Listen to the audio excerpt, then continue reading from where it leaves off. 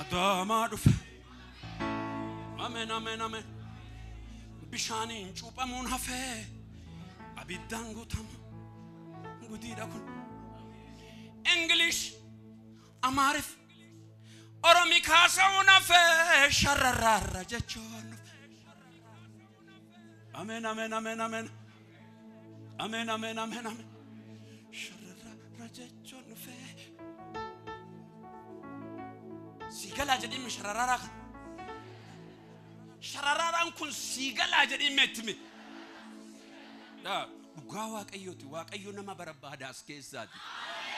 Hunda keessa ni miti amanneerra jedhaa jirtan malee hin amanne bara. Hin amanne baay'ee keessa. Namoota fidii maali ortodoksii keessaa, islaam keessaa, warra pheenxee keessaa fidii asitti guuri ebbaa warra shararraaraan guutaman. Fidii asaa dhufanii cuubamanii. Asitti cuubi maal taate? Gandaa qopheeffata inni tokko tokko ganaa. Hafuuran qopheessu gandaa qopheessa waldaan baay'ee. Du'eera warra du'e. Gandaa qopheessu ammas.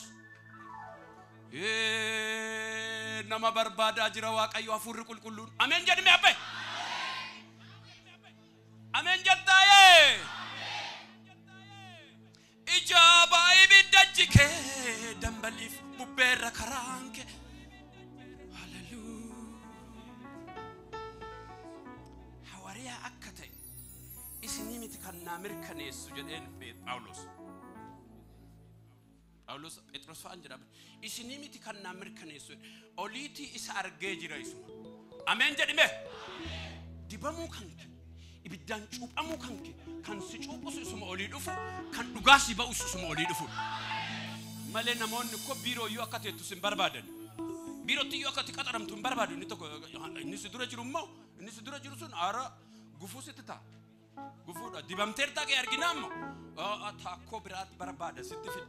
Mana kee diiga si diiga. Oliitii dhufu inni mirkaneessu olii dhufa. Ameen jedhime. Kan keenya wanti hundinuu eessaati? Eessaa dhufu? Mana kan kee keessatti kophaa yoo ati boossu kan si argee si dibu waaqayyo duwwaa. Amen, amen, amen. Gurbaa isa dhumaa.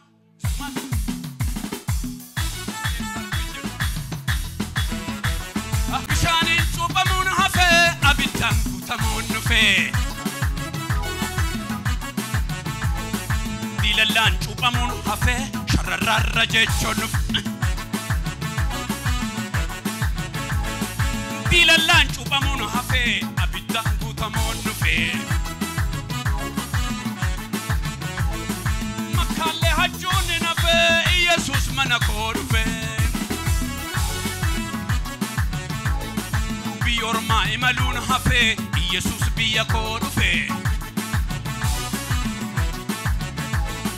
Gabreelii eeggachuun hafee Iyyesus fayyisaan dhufe.